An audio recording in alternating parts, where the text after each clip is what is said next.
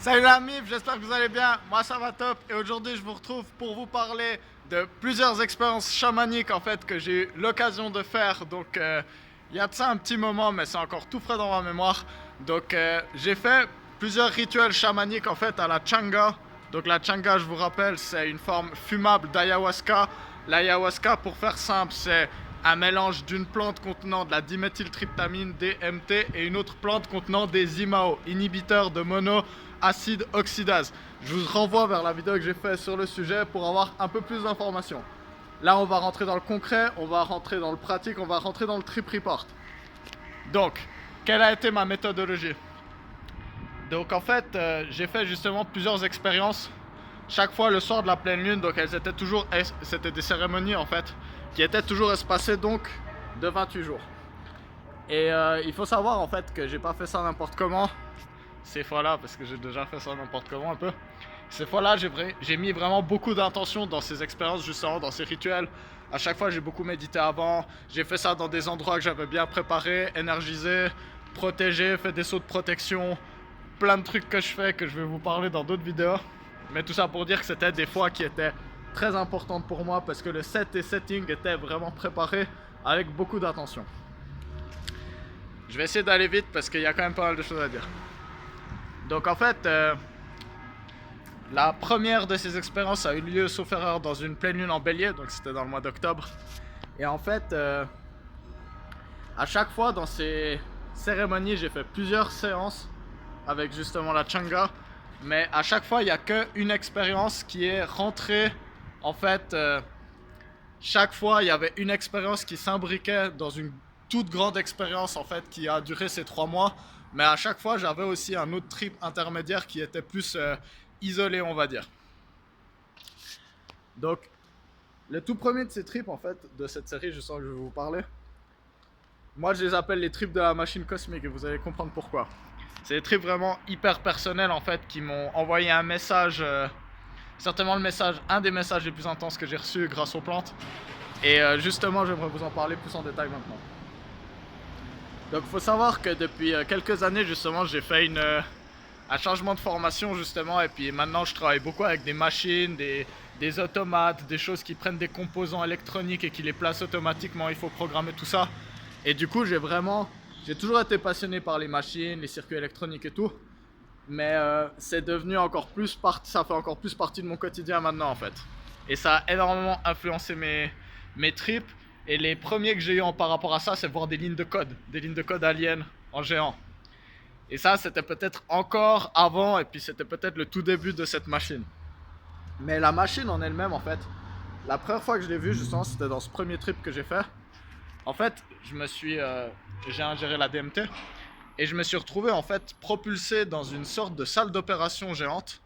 Donc très aseptisée, très blanche, avec vraiment pas énormément de détails en fait dans cet endroit.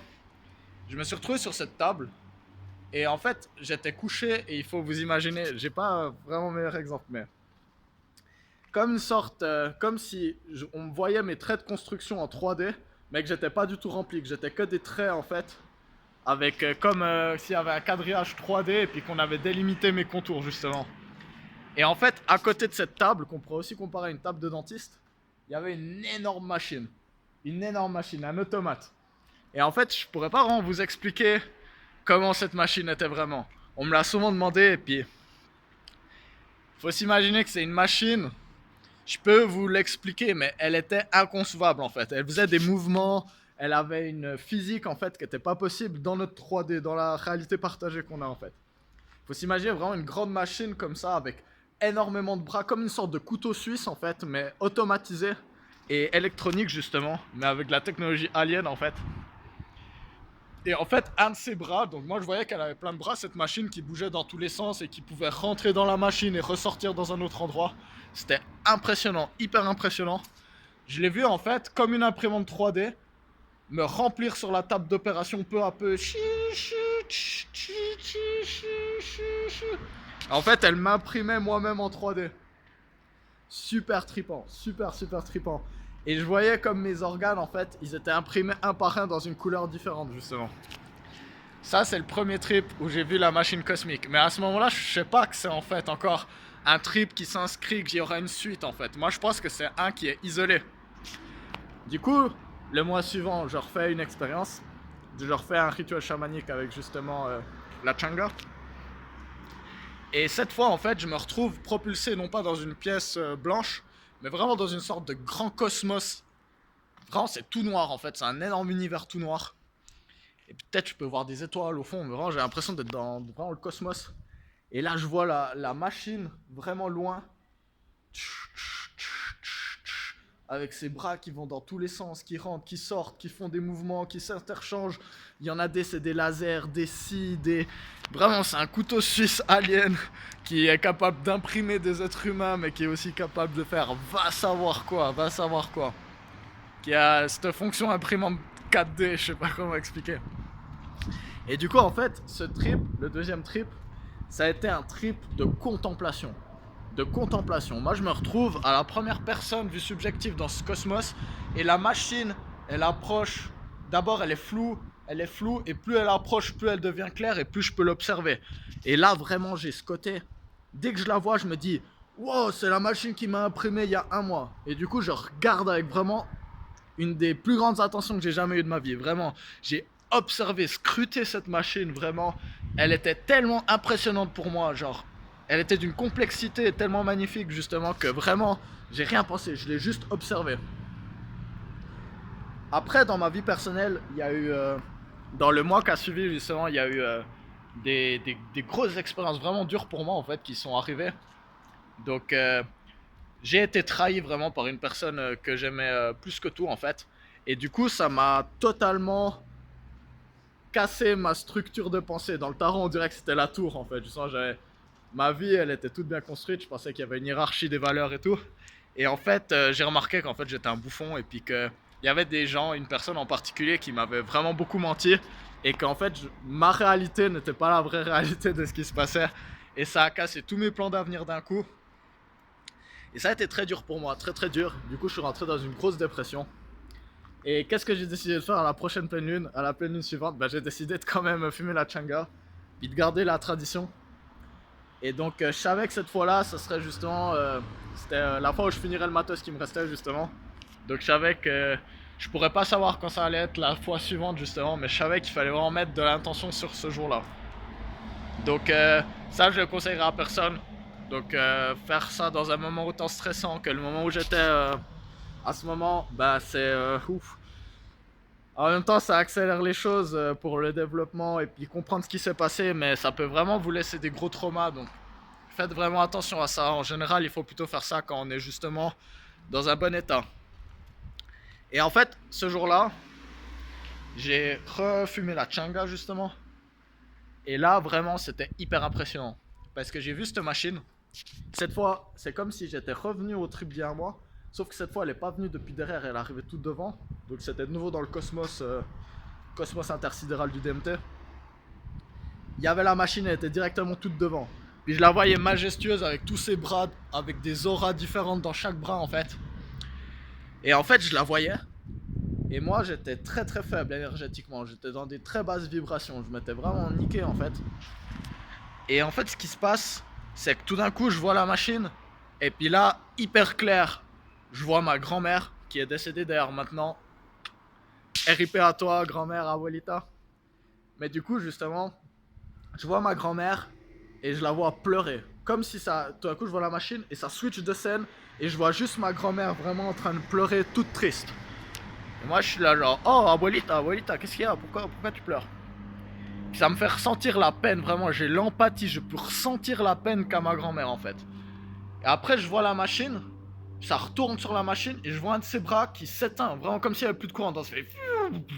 Et puis le bras il s'éteint. Et puis il pendouille comme ça. Et puis il est plus du tout magique, alien comme il était, il peut plus faire ses mouvements qu'il faisait.